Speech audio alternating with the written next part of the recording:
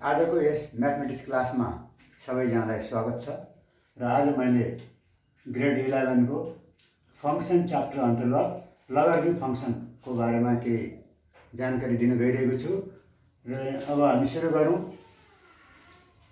Exponential फंक्सनबाट। If y is equal to fx equal to a to the power x for a given real number where a is greater than 0 be an exponential function, then its inverse function will be here x, यो power x अगाडि आउँछ अनि यो y पावरमा जान्छ अनि x equal to a to the power y चाहिँ यसको यो फंक्सनको एक्सपोनेन्शियल फंक्सनको इन्भर्स फंक्सन हो र यो इन्भर्स फंक्सनमा हामीले यसरी y इज इक्वल टु पावरलाई चाहिँ अगाडि राख्दाखेरि y is equal to log x to the base a is called logarithmic function. Exponents यो एक्सपोनेन्शियल फंक्सन हो फर्ममा छ भनेदेखि यो लगारिथमिक फंक्सनको फर्ममा छ र त्यसै फर इक्जाम्पल हामीले 81 लाई लेख्दाखेरि 3 to the power 4 लेख्छौँ र 3 to the power 4 छ भने यसलाई हामीले यो एक्सपोनेन्शियल फंक्सनलाई लगारिथमिक फंक्सनमा लेख्यौँ भने यो पावर 4 अगाडि आउँछ अनि logarithm of the number 81 and to the base 3 र अब यो 3 बेस हुन्छ प्रत्येक लगारिथमिक फंक्सनको बेस हुन्छ तर कहिलेकाहीँ यो लगारिथमिक फंक्सनमा बेस मेन्सन गरिँदैन भनेदेखि त्यो चाहिँ त्यसमा चाहिँ त्यो बेस चाहिँ एट इरेसनल नम्बर 2 ई भन्ने बुझिन्छ जसको भ्यालु चाहिँ 2 र 3 को बिचमा पर्छ र त्यसैलाई हामीले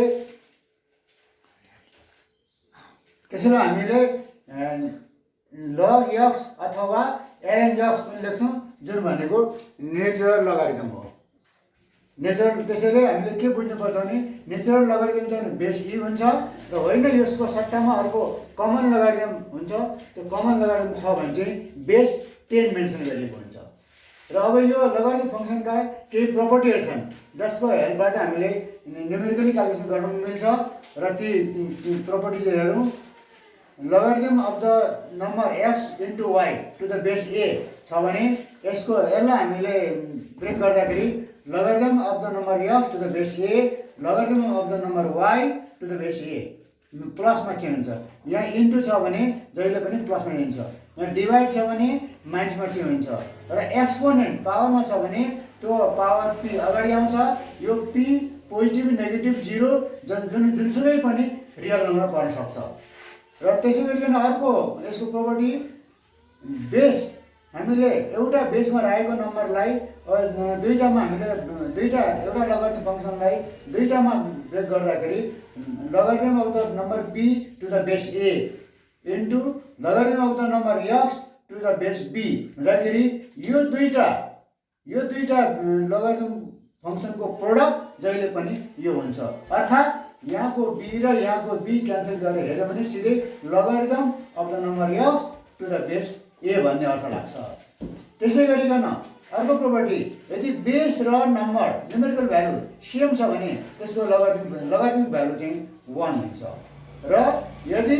कुनै पनि बेसमा भइरहेको लगारिथमिक नम्बरको 1 छ भने त्यसको भ्यालु जहिले पनि 0 हुन्छ। त्यसरी 6 वटा प्रोपर्टीहरू हामीले